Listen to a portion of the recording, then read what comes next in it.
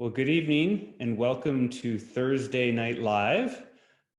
You'll you'll be relieved to know that I've not prepared a witty monologue or a house band. In fact, you probably wouldn't want to hear a house band if I had one. But I have provided here tonight for you a panel of, I'm Brendan Barnard. I'm the Director of College Counseling at the Derryfield School, if you hadn't guessed. Tonight we have a panel of amazing admission leaders who have joined us to give some straight talk about college admission. And tonight we're going to focus not just on the ramifications of COVID-19 on admission, but just kind of the larger picture of college admission and questions you might have. Before I introduce our panel, just a couple housekeeping notes. We are recording this evening. We ask that participants not make separate recordings, but we will provide the recording after this evening, and we'll send it out to you along with registration for future Thursday night. We're going to be doing this for the next 2 months, every Thursday night at this time. And so we'll send out registration for that. So, please use the chat function to ask questions as we go along. And we're really going to rely on your questions to have a lively conversation tonight. And so use the chat function, and I'll try to monitor that as we go. Finally, you've probably heard of the hacking and the Zoom bombing and all of that. If something were to happen this evening, we will just shut the webinar down and we'll follow up with you afterwards. Or if one of our panelists ends up, cursing uncontrollably or something like that. But I think we'll be fine. Without further ado, I want to introduce our panelists. I'm going to read some of this because there's a huge depth of experience here. First, Bill Conley. Bill is the Vice President for Enrollment Management at Bucknell University in Pennsylvania. He has 39 years of experience in higher education, including 10 years at Johns Hopkins University, as well as leadership roles in admission at Case Western Reserve University, Drew University, and Lafayette College. He's been an active leader in countless professional associations and is on the executive committee of the Character Collaborative. So welcome, Bill. And next we have Lisa Keegan, who's the Assistant Vice President and Dean of Undergraduate Admissions at Elon University in North Carolina. Prior to being named Dean of Undergraduate Admissions, she served as the Chief of Staff and Secretary to the Board of Trustees for Elon's 8th president. Lisa has served in numerous university committees, including serving as in the Presidential Search Committee and co-chair of the Strategic Planning and Enrollment Working Group. She also has a law degree, so she's used to being grilled, so have at it tonight. So thank you, Lisa, for being here. And finally, Courtney Minden. Courtney is the Vice President for Enrollment Management and Dean of Admission and Financial Aid at Babson College. Does that all fit on one name tag? She's currently in her 8th year at Babson, and previously she worked in admissions at Tufts University after starting her career at the MIT Sloan School of Management. So, welcome all. Thanks for being here. As you might know, I think you all know, over the last fall, Rick Clark, the Director of Undergraduate Admissions at Georgia Tech, and I published a guide to the college search called The Truth About College Admission. And when we were researching and writing the book, we asked admission professionals from all over the country to share their input on what kind of to cut through the noise and the myths and the hype around college admission, and to share kind of what the truths were about college admission. And so I want to start with that. And maybe we'll just start with you, Lisa. I'm just working clockwise on my screen here. Could you just share with us all just what is one truth about college admission? Sure. I think there's so much stress in this process and so much focus on not being admitted. And the truth is that from our side, we're focused on admitting students. That's what we're looking to do. We're looking to bring great young people to our campuses, and we're looking for every reason to do that. So I think it's important for students to keep that at the front of their minds when they start this process, and put a little bit of that fear of denial in the back and focus on, again, from our side, we're looking for reasons to bring great students to our campus. That's great. Thanks. Bill, one truth about college admission? Lisa kind of stole my thunder, so I'm going to make something up. No, I was going to say at the outset, our orientation is always to look for evidence to admit the student. So when the application is open now, it used to be paper, but on a screen, we're looking for evidence to admit, not for the first reason to deny. And I'd like to say even Stanford at an admit rate of 7%, the applications go to an office of admission, not an office of rejection. So I would only add then that I think in that reality, students need to be themselves, put their genuine self in the application. Don't try to second guess us or think that I need to be this person to get into that college. Your best bet is always be yourself, put your best foot forward, and know, as Lisa said, we're looking for evidence to admit, to include, not to exclude. That's a great point. Thanks. Courtney. I would say, I think the essential tool that every student needs from the very beginning of their college search is a noise filter, because they're going to hear a lot of noise in the forms of opinions, of true, like so-called truths that they believe, that they hear from people who say that they are an expert when they are not, and assumptions about the student. And I think if a student can really go into this, just and parents, turning off the noise and think about, as Lisa and Bill are saying, what school really do you feel connected to, and how could you put your best foot forward? Don't second guess it. Don't wonder what the ulterior motives of the school is. Don't wonder if you every morning you wake up on the clockwise side of the room, and then you'll definitely get into an Ivy. It's really not. I think there are so many urban legends into what the secret is to getting into the school of your choice, that it really starts to drown out the talents that these students just organically bring. Great, thank you. Looks like some people are having trouble getting on. I just want to see if, I'm not sure why people can't get on. We have about 100 people, but for some reason people are being stuck out. So I'm gonna try to do that as you're talking, but I would love just to hear, and please, folks, add questions in the chat as you can. We might just have to end up sending this out as a recording for those who can't get on. I would love to hear what you feel has changed and hasn't changed about kind of admission, and those truths that you spoke about in light of our current situation and the pandemic. Anyone want to start on that one? Bill, you want to? Looks like you're unmuted. Go ahead. I'm unmuted, so I'll jump in.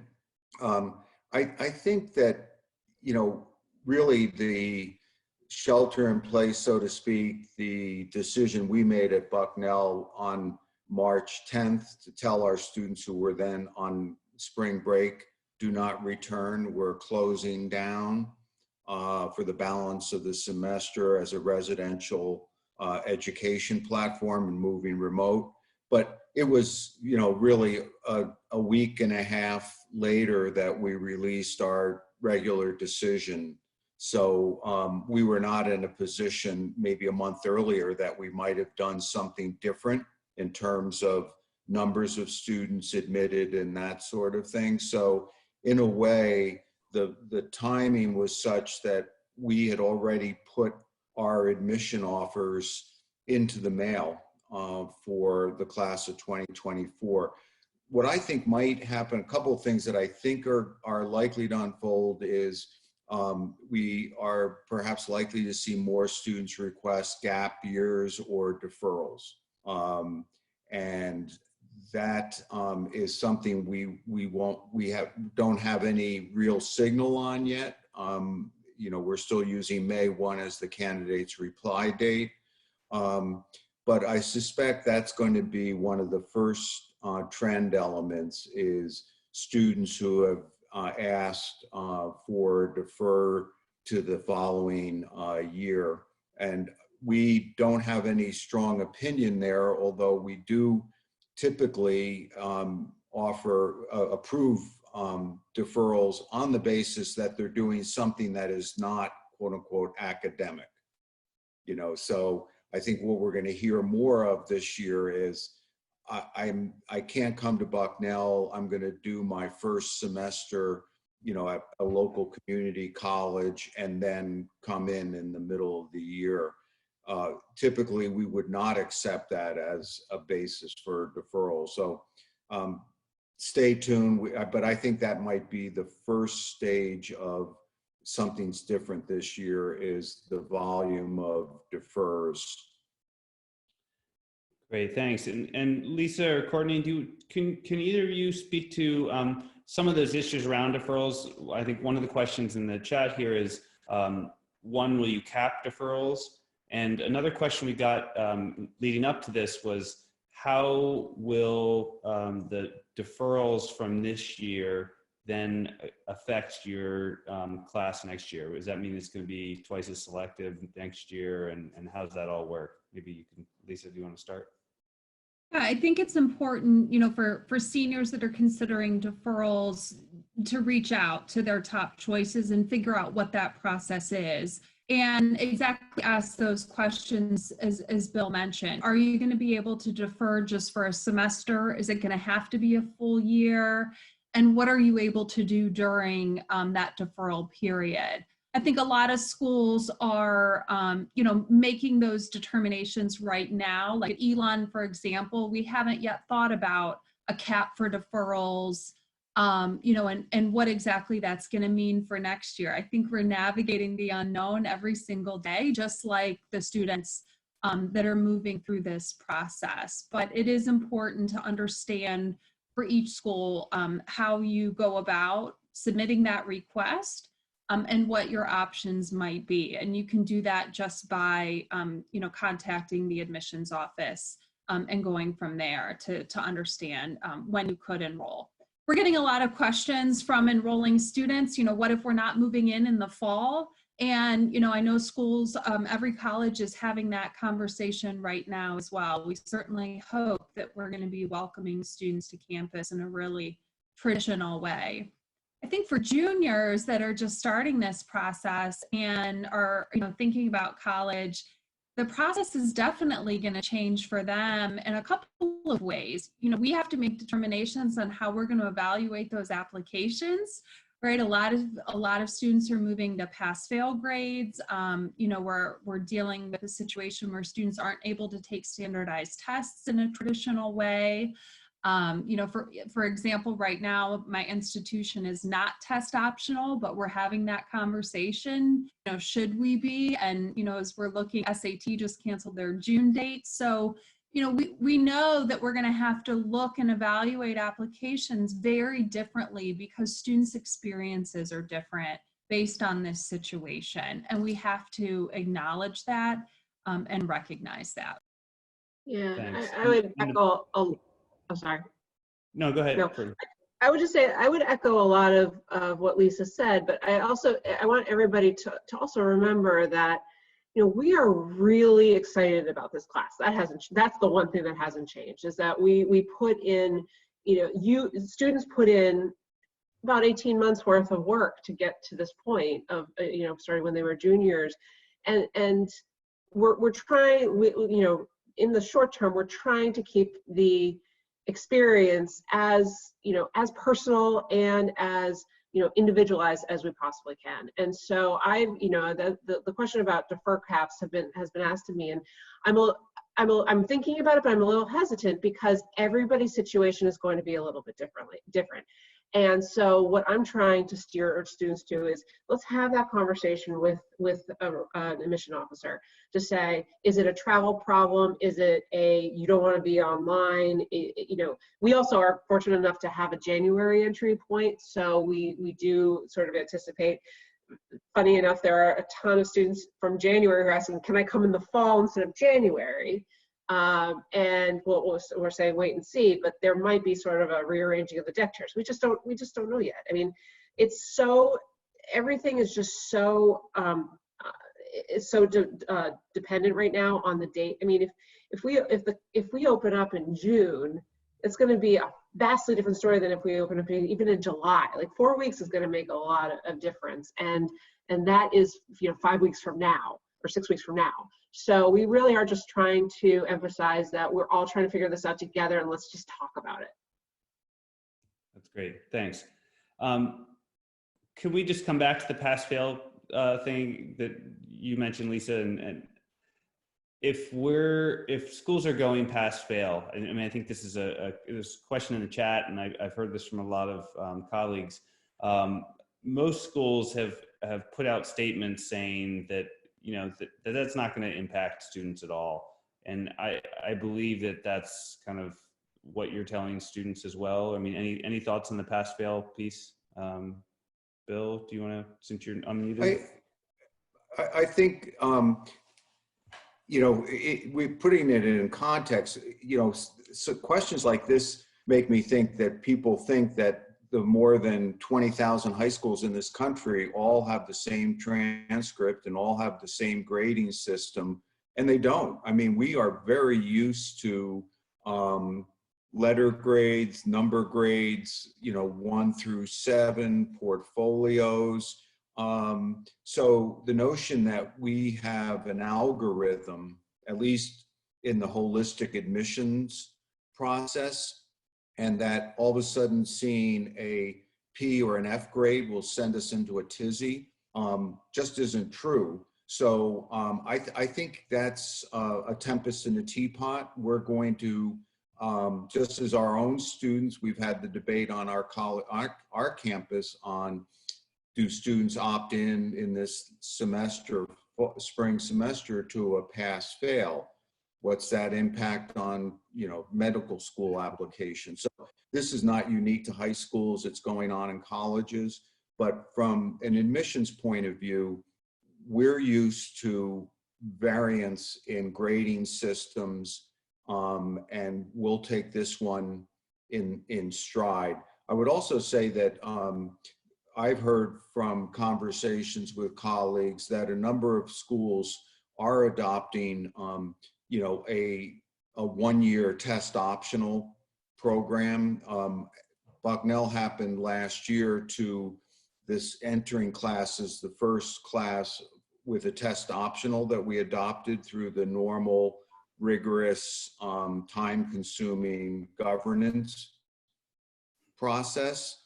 But what I'm hearing is a lot of institutions are realizing they can't do it that way, and they're adopting a 1-year exception. So I think that's going to unfold very quickly as well. But I would say to folks, trust us, we'll know how to handle pass-fail.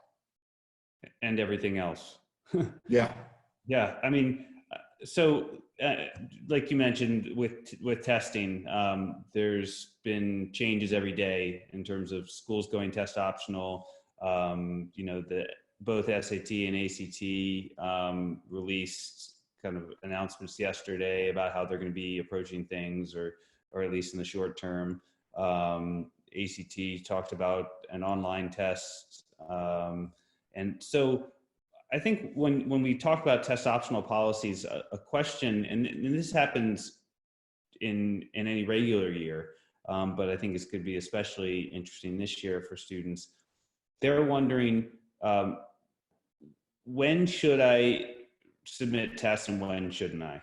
So if you have a test optional school or a test optional policy, at what point should they, if they have tests, where in the percentile should they submit test scores? Do you know what I'm saying?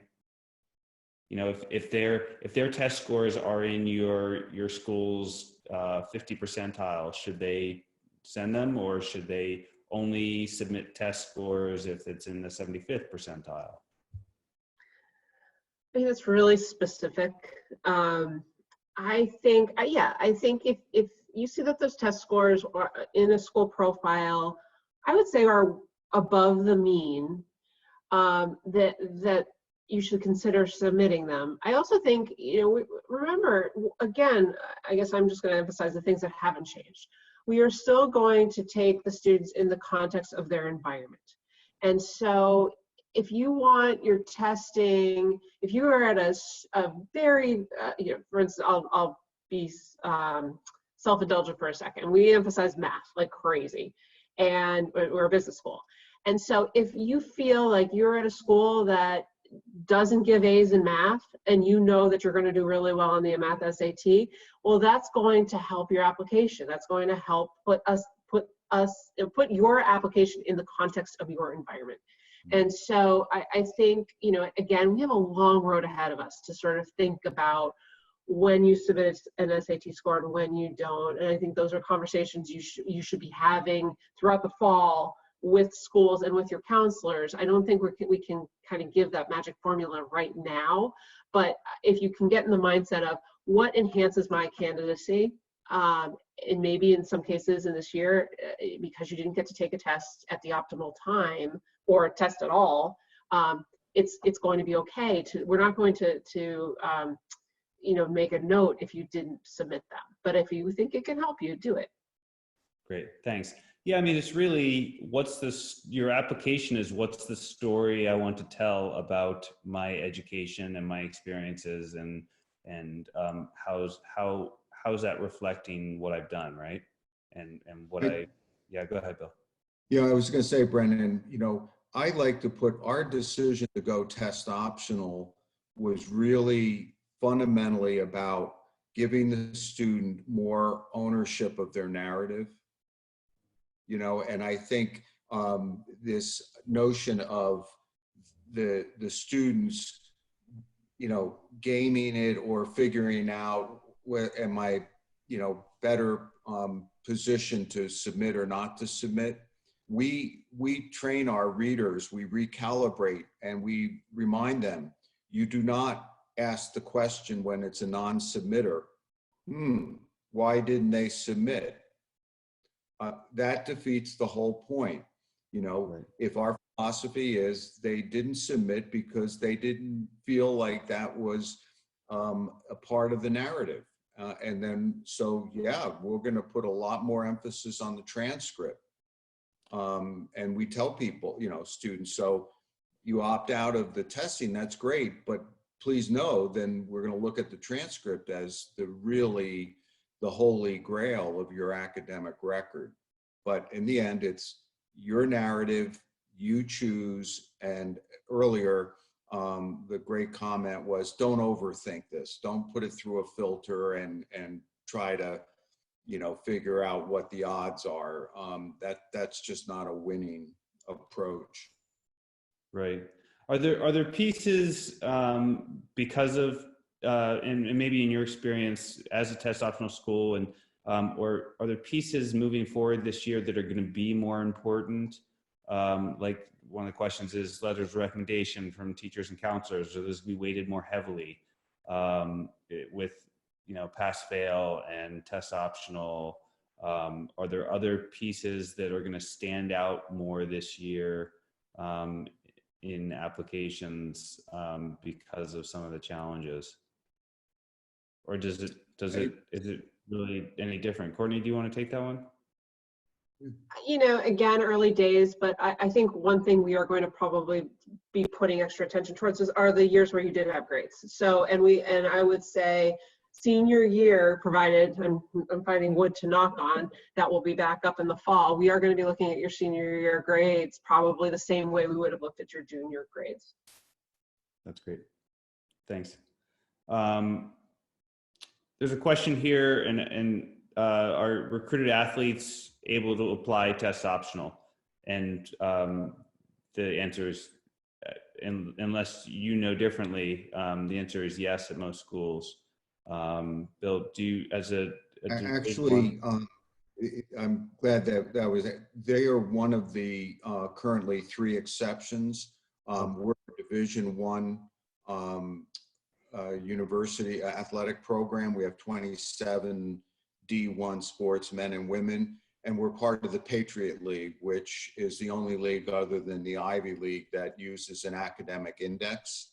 So right now, until further consideration, you know, SAT or ACT, standardized tests are required part of that academic index to make them recruitable for our programs. So we'll continue to require our recruited athletes to submit an SAT or ACT score.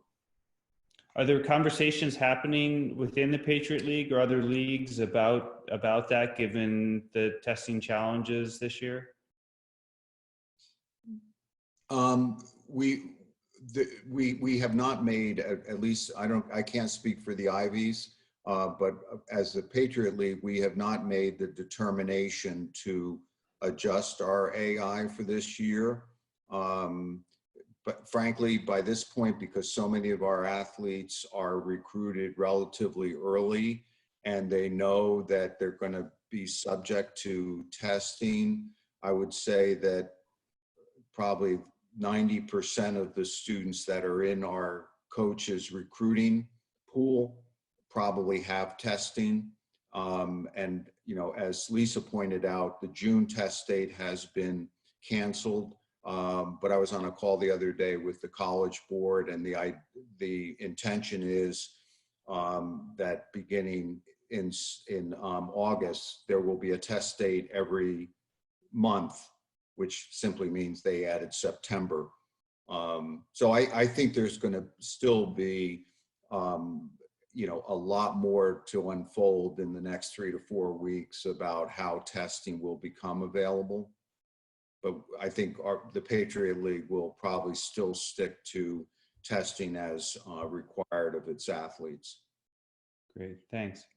Let's turn to another question around early decision and early action applications.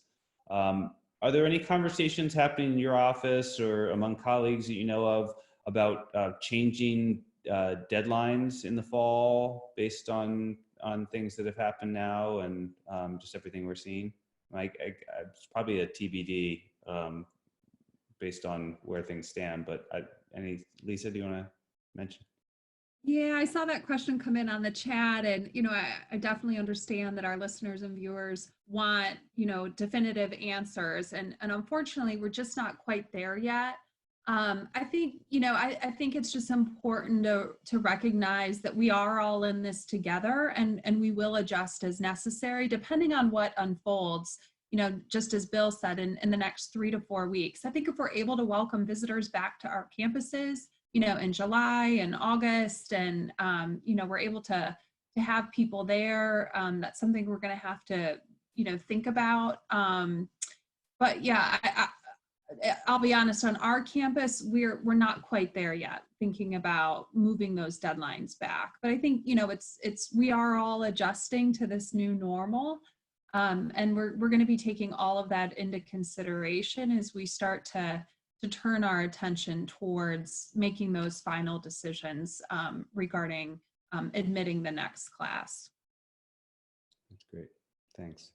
And I know a lot of this is so dependent, and schools are kind of trying to stay nimble and adjust as needed. But can anybody talk about AP scores and how they're used in your process, and if that changes at all this year? Or any thoughts on APs? We know certainly the AP exams for juniors and seniors, or perhaps sophomores anyway, for spring 2020 will be digitally administered, and they will be shorter in time because, of course, the curriculum itself was truncated. We've made the decision that we will honor the scores from those tests in the same, along the same policy lines as we currently have.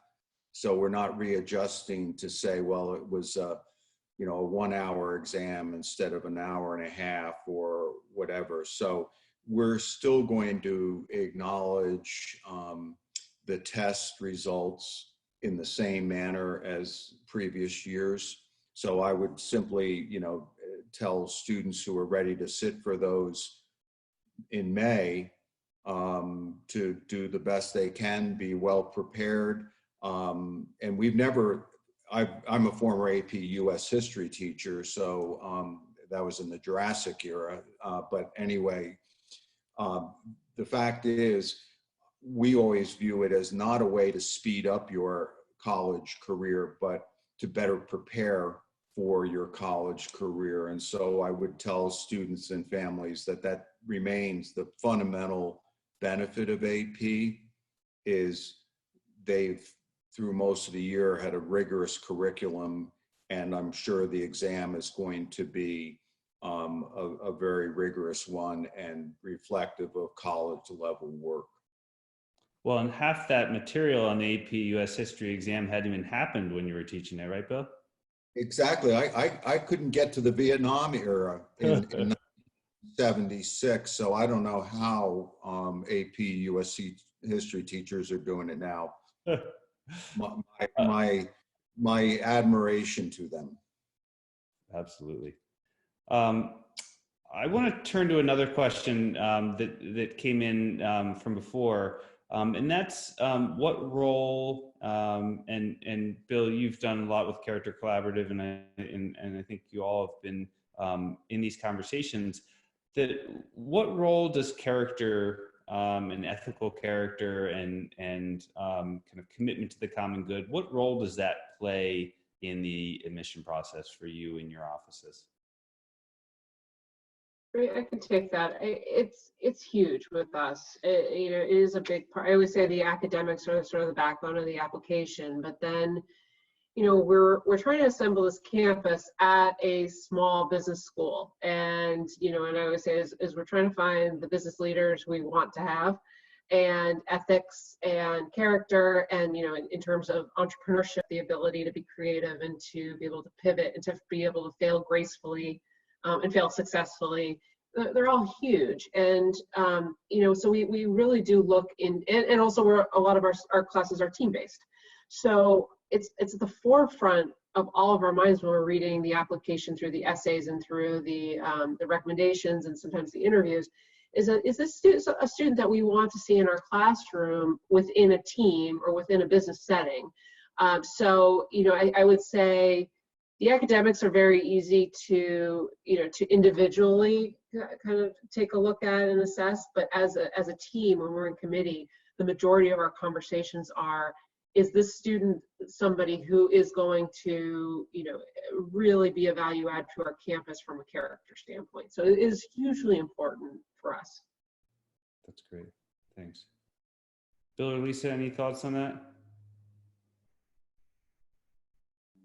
Pretty much the same conversations happening. Bill, you're muted, so.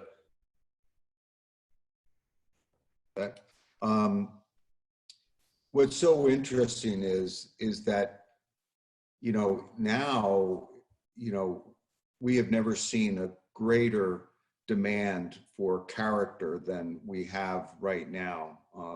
in this COVID-19 environment. So, you know, the notion of empathy and resiliency and grit, those are just, you know, things that actually, if we wondered, we know that character is a learned behavior.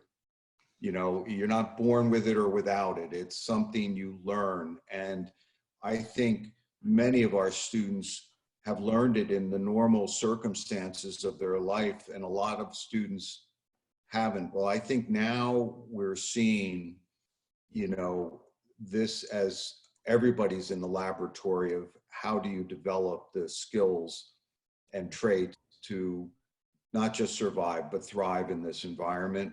I do worry a little bit about, you know, how many essays will be written about, you know, COVID-19, and, you know, the cynical part of us who read essays that become topical based on, you know, 9/11 or, you know, the Great Recession. All those are, you know, those are realities, but sometimes, you know, got hijacked in the admission process to be, you know, something that would convey a student's character. So we're not going to second guess. I think students are going to have to think very carefully about what is appropriate to share, you know, about their individual experiences in this COVID-19 environment. And I hope they would stress how I became more empathetic, how I became grittier and more persistent, you know, and really talk about their development. So I think that's an upside of what we're facing right now. And how they showed their curiosity in the time they had doing distance learning, or explored a new hobby, or explored something they were passionate about, or something like that. Absolutely. Yeah, I agree. The another question we had that came in is, what are the best strategies you see as for doing this college search from home? I mean, I think oftentimes the best way to do it is to get on campus, right, and see it for yourself. But Lisa, do you want to talk a little bit about that?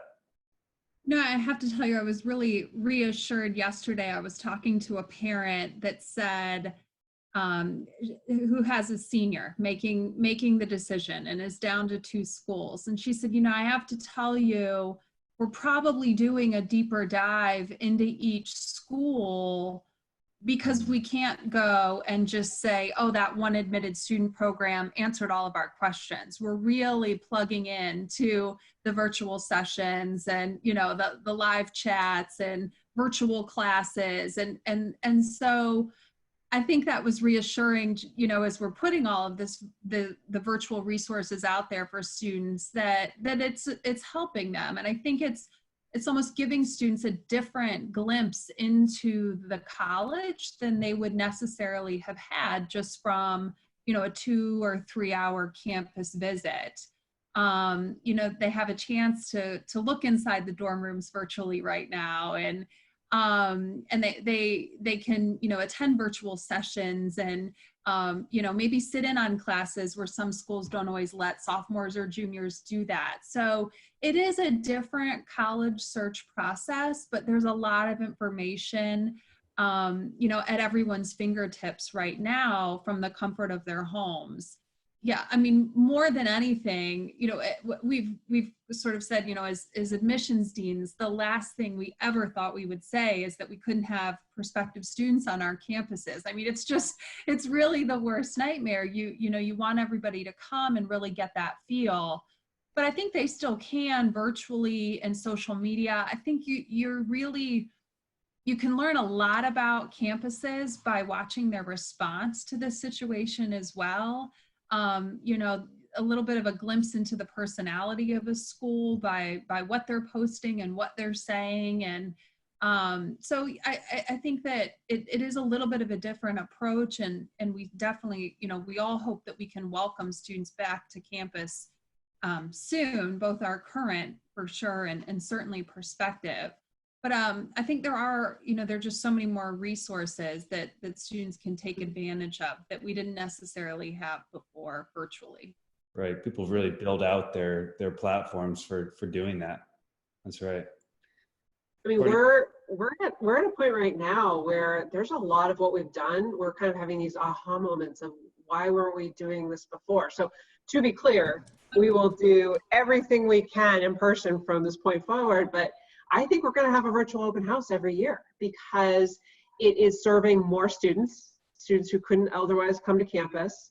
We were forced to think about every single detail of what would best replicate the in-person experience.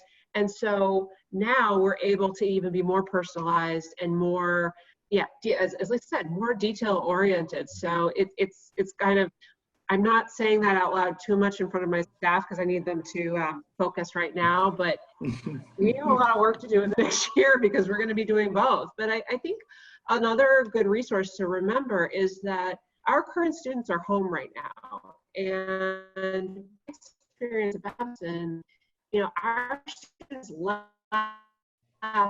and the first thing they said, I'm gonna go crazy at home. What can I do? And so they are really eager to talk to other students and to speak through Zoom or through texting or through social media. So I think if students know of current Babson students or any college students of the schools that they're looking for in their area, this is the best time to reach out because they have the time. Yeah, we've been really encouraging our students to do that and to use social media platforms and LinkedIn and things like that to connect with students, especially from our high school, but also just from New Hampshire in general, and just that might have some experiences. I want to just one quick add-on to what Lisa and Courtney mentioned. I would remind students and parents out there, especially seniors, and spending 6 hours on a campus, and saying that 6 hours, I'll put my money down and I know my next 4 years here are going to be perfect and seamless, and the weather is always going to be as beautiful as it was on that Saturday. I think kicking the tires on campus is very important. But what I would say to folks is that in the end, it's a 24/7 experience, and multiple visits to a college campus is not going to guarantee that when you're there for that 24/7, it's going to roll out just as you imagined it during those 3 hours, on a spring Saturday. So I do think, I agree, we are finding out things. Don't let a crisis go to waste. We're realizing, just as Courtney said, why weren't we doing this all the time? Because we know we have one open house and maybe, 30% max of the admitted students will be able to make it. And we basically didn't do much else with them, the other 70%. So I think we've learned a lot, but I really would like people to kind of get a gut check on how much really a 2-hour visit, to a campus can tell you about the next 4 years. That's a great point. Can we talk a little bit about some of the barriers that students might face? I mean, I see some of the questions in the chat about some of the barriers that students might face, both with just in this current moment and challenges in their family, and maybe not having as much space as some others do to explore an interest or be creative. They might be caring for a younger sibling, or they might be caring for a sick parent or an elderly relative. How is that kind of incorporated into your review of applications? And there's also a question about students not being able to attend virtual tours and things like that because they're doing online classes. Lisa, do you want to speak to that a little about just kind of some of those barriers and how in a normal year, how you look at those things and if that's changed at all? Yeah, I'll take it kind of, starting barriers at, maybe just the college search process.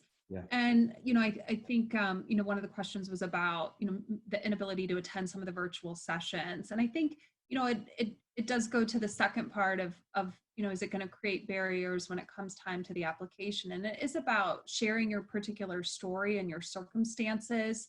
Every school has, admissions representatives that are there to work with students. And so it's important to contact, your admissions representative from the university and share your story. And we'll certainly adapt and try to make resources as accessible as possible just for the search process. And then definitely when it comes time to the application, this is where the essay and letters of recommendation really are important in rounding out the student's story. We recognize often, that just under normal circumstances, students may not be able to participate in multiple extracurriculars because they are working to help support their family or they are caring for family. And those situations are only going to be compounded given COVID-19. So, after we review that transcript and we get a sense of a student's, academic profile, we want to know the rest of the story. And all of these concerns are going to be part of that story. And that's where it comes out in that essay, as I said, letters of recommendation through the college counselor. It helps us fill in the gaps, put the pieces of the puzzle together and understand the entire student. I'll just really quickly go back to the question about expanding virtual opportunities to students who are also balancing classes. A lot of us, and I know my institution in particular, is just getting our first round of a lot of virtual opportunities out there. So I think schools are going to continue to expand that. Over the next month, particularly for juniors, there will be more robust programming coming in May and in June that I think will be able to suit families' schedules and have more options and opportunities there. So keep an eye on those schedules. Definitely more to come. And I know schools too are recording sessions like this and putting those up so students can watch it at any particular time. So watch for those kinds of resources as well. I would also, I said this before, but I'll say it again. I want to remind everybody, don't overthink these things right now. I think we all have a lot of time to think about the what ifs and the how is this going to ruin a college search. It's really not. And right now we are in April, and most if not all the schools are focused on getting the class 2024 to where it needs to be. And we're thinking about juniors as well. But if this were the, as I keep saying, the olden days where we would actually go to work every morning, then there would also be students who are in class and don't have time to visit or don't have time to maybe take the SAT in May, and we adapt that way too. We've always endeavored to use this process to look at the student in the context of their environment and what opportunities do they have, and what opportunities aren't going to come as easily to them, and that hasn't changed. So I really, this could be, play this back for me in December when we're still here, but hopefully not. But right now, I have to say this is going to end, and we are going to, as Lisa said, we are going to adapt. And so I would say that if you are trying to adjust to this new normal and looking at colleges is not necessarily part of your adjustment process, it's not going to hurt you long term. I promise you. Right. And thank you for saying that. And there are ways to communicate this. I mean, and somebody mentioned that the Common App is implementing, and this is to your point earlier, Bill, is adding a potential question to the application about COVID-19, so that students, I think a short answer maybe, that students can write about their experiences without having to write their whole essay about that. So kind of compartmentalizing some of that. And they've also added a section where students can, under activities, can report family responsibilities. So they can, under the drag down menu, they can choose family responsibilities and say, you know, I was caring for, that's, you know, for this many hours a week, I was caring for a younger sibling, or things like that. So there's ways to communicate that. Bill, did you want to add something? Yeah, I was just going to say, you know, there's, I would ask people to, along the area, connecting the dots of the character collaborative and this last comment, is to Google making caring common.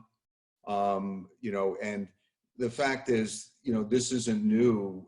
We've been trying to codify ways that students can evidence their commitments that don't fall into varsity soccer, you know, student government, even you know, a paying job.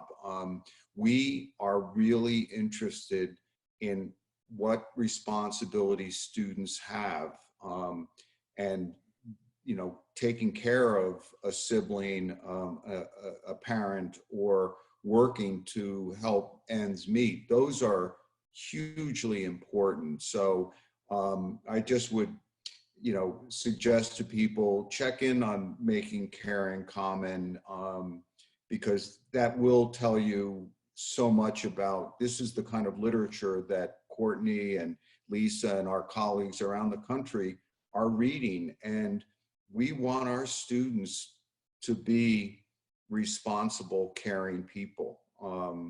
So that hasn't changed, and won't change. That's great. Thank you.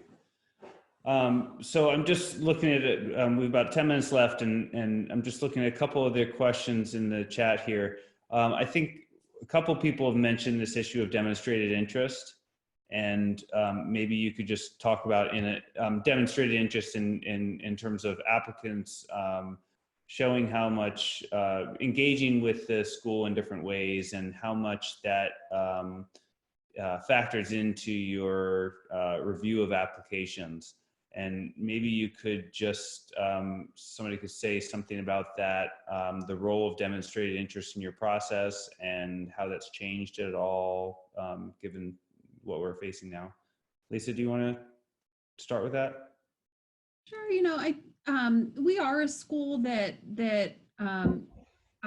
pays attention to demonstrated interest, but I think the way that we've done that has shifted significantly over the last decade as we think about accessibility. You know, as we recognize that there are a lot of families that are not going to be able to visit our campus. So, you know, and that example is, you know, previously a campus visit is a great way to demonstrate interest. Well, we you know, for a long time have understood that many families may not have those resources to do that, or geographically that could be a barrier. So demonstrated interest, it can come in a lot of different forms. And a great way is, again, to connect with somebody in the admissions office. You know, some schools might be tracking attendance with their virtual sessions, but oftentimes, you know, it's just an email saying, you know, I saw this, or I have a question about this, and you know, it lets us know that you are researching and you have you know, a strong interest in our school. So that can come in many different forms. I think a big question that we traditionally get is how often. It doesn't need to be, you know, every other week. It's if you've got general questions that you want answered, you know, and just a way that you would naturally connect with a school will definitely suffice. But yeah, given these current circumstances, we're going to continue to expand our definition of demonstrated interest. And once again, we'll pivot and adjust. You know, we often will be mindful if we have a chance to see students in their high schools in the fall, if they come to our sessions or college fairs, and we fully recognize that those may look very different this fall for prospective students. So yeah, we're all going to have to adjust on what that definition is. That's great. And I'll would put your add that, cell phone number right here in the chat feature. Yeah, that's yeah, that's great. I mean, ultimately, we have early decision binding, and that's demonstrated interest, you know, and if that's the ultimate expression. But I would just want to piggyback on what Lisa said. You know, when I was starting in admissions in the 1980s and well into the 90s and the 2000s, demonstrated interest was this, you know, old-fashioned, did they come for an on-campus tour? Did they come to the high school visit? And those are very economically driven opportunities. And what we have now, even before COVID-19 and the world going remote in all respects, is we are doing so much digitally. And students need to know, yeah, we mine the data when we send out an email because they've expressed an interest in our engineering program, and they don't click through and even open the email. But, you know, another student clicked through, opened the email, and spent 30 minutes on the website. That's not to us a measure of demonstrated interest as much as it is, this is a better informed student about the match. And so we can mine that data, and we do, but it's not the old-fashioned, do they have the money to get on a plane? It's, do they have sufficient interest to read our emails, frankly, over the email they might have gotten from, you know, another university. And those, I think that's legitimate for families to know that's a way, you know, if you're going to apply to 20 colleges, you make each of them feel like they're number one. And the way you do that in this digital age is show curiosity and open those emails and read about it. And you might even decide that that's not the school I really should be looking at. So it is more complicated, as Lisa said, but I think I would not want people to think that we don't have the tools available to assess the degree to which students are really engaging with us over the period of, you know, their senior year and before. That's great. Thanks. Okay, so we're running out of time here, and I just want to end with one question for you all, and we just kind of go through just briefly. If you could go back and do high school over, if you could go back and be a junior in high school or a sophomore in high school and do your college search over, what would you do differently? What would you do more of in high school or less of? Who wants to start? I think I'll start by saying it's very strange that I'm, and my parents remind me, it's very strange that I am the dean of admission at a school because I had the worst college search in history, and that I just didn't really, I wouldn't get out of the car. Let me just tell you that much. There are a couple of schools I just wouldn't get out of the car.